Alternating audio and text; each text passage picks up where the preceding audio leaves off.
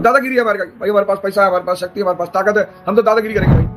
लेकिन ईरान ने फंसा दिया है। $40 ट्रिलियन का कर्जा है अमेरिका के ऊपर और $1 बिलियन डेली ईरान वॉर पे खर्चा हो रहा है। संभाजी महाराज ने क्या किया, औरंगजेब का एक बागी पुत्र था अकबर, बहुत चढ़ता था अपने पिता से।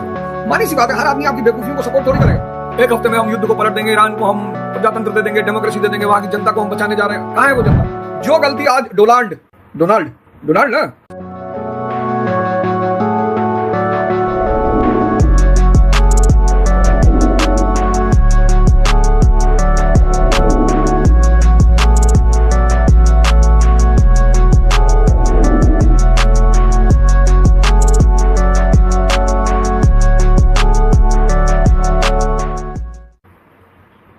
देख रहे हैं, अमेरिका इजराइल और ईरान का युद्ध चल रहा है। अब दादागिरी है अमेरिका की।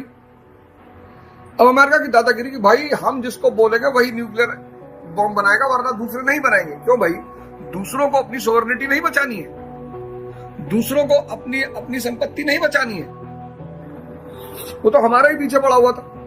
एनपीटी साइन करो, न्यूक्लियर प्रोलिफरेशन ट्रीटी साइन करो। तुमने कैसे न्यूक्लियर बॉम्ब बना लिया? और भारत ने जब पहला टेस्ट किया इंदिरा गांधी के टाइम पे और हमने नारा दिया बुद्ध मुस्कुराए, तो बुद्ध मुस्कुराए का मतलब यह था कि भैया ये हमारा न्यूक्लियर बॉम्ब किसी को मारने के लिए नहीं, हमारी अपनी सुरक्षा के लिए। भाई ईरान के पास रिसोर्स है, ऑयल है, संसाधन है। जब डीएम किसी आदमी को असलहे का लाइसेंस देता है तो किस बेसिस पे देता है?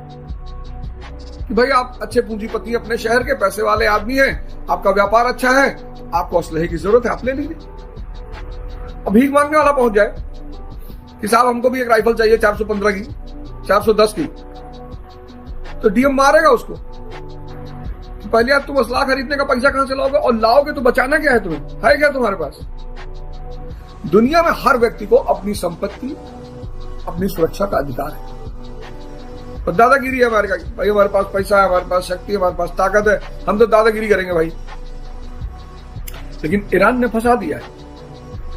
$40 ट्रिलियन का कर्जा है अमेरिका के ऊपर और $1 बिलियन डेली ईरान वॉर पे खर्चा हो रहा है। $40 ट्रिलियन।